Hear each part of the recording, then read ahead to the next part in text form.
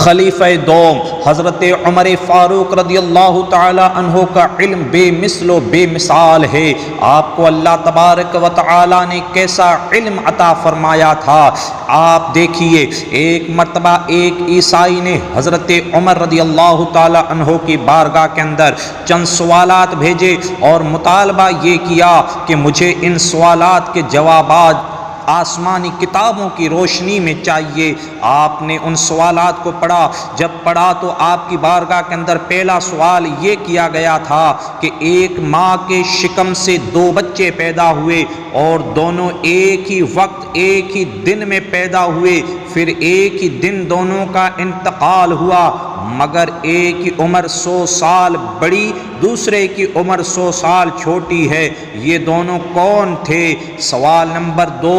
آپ کی بارگاہ کے اندر یہ پیش کیا گیا کہ وہ کون سی زمین ہے جہاں دنیا کے بننے سے لے کر قیامت تک صرف ایک مرتبہ سورج نکلا، نہ اس سے پہلے کبھی سورج نکلا اور نہ آئندہ کبھی نکلے گا۔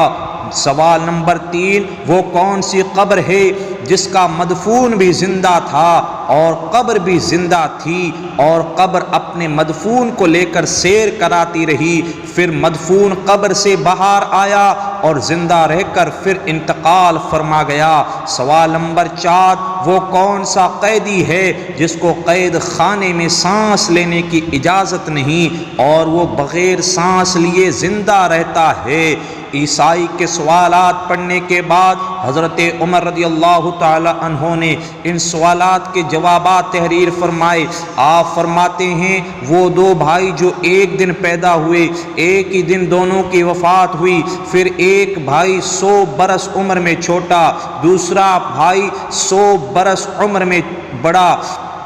یہ حضرت عزیر علیہ السلام اور ان کے بھائی تھے، دونوں ایک ہی دن ایک ماں کے پیٹ سے پیدا ہوئے، دونوں کی وفات کا دن بھی ایک ہے، لیکن درمیان میں اللہ تعالیٰ نے اپنی قدرت کاملہ دکھانے کے لیے حضرت عزیر علیہ السلام پر 100 سال تک موت طاری فرما دی، پھر 100 سال کے بعد زندہ ہو کر اپنے گھر واپس لوٹے، کچھ دن زندہ رہے، پھر دونوں بھائی ایک ہی دن انتقال فرما گئے۔ اس لیے حضرت عزیر علیہ السلام کی عمر 100 سال چھوٹی ہوئی اور حضرت عزیر کے بھائی کی عمر 100 سال بڑی ہوئی۔ سوال نمبر 2 اس کا آپ نے جواب تحریر فرمایا، وہ زمین جس پر ساری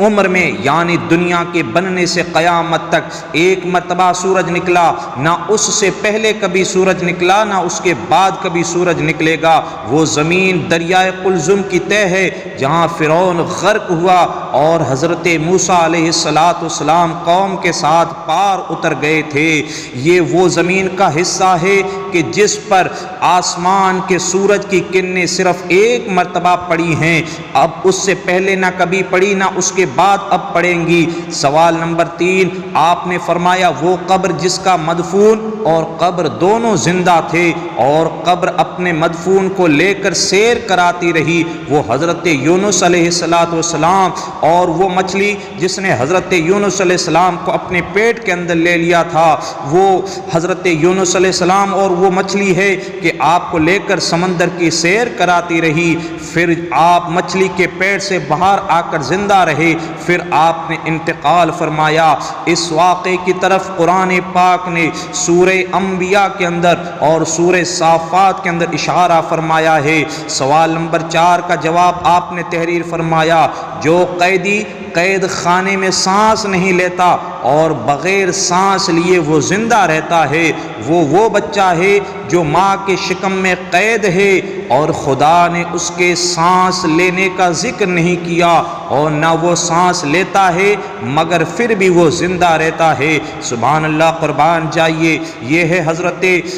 عمر رضی اللہ تعالی عنہ خلیفہ دوم کا علم کہ اس طریقہ کے آپ نے حیران کن سوالات کے جوابات تحریر فرمائے۔ جب آپ کے جوابات عیسائیوں نے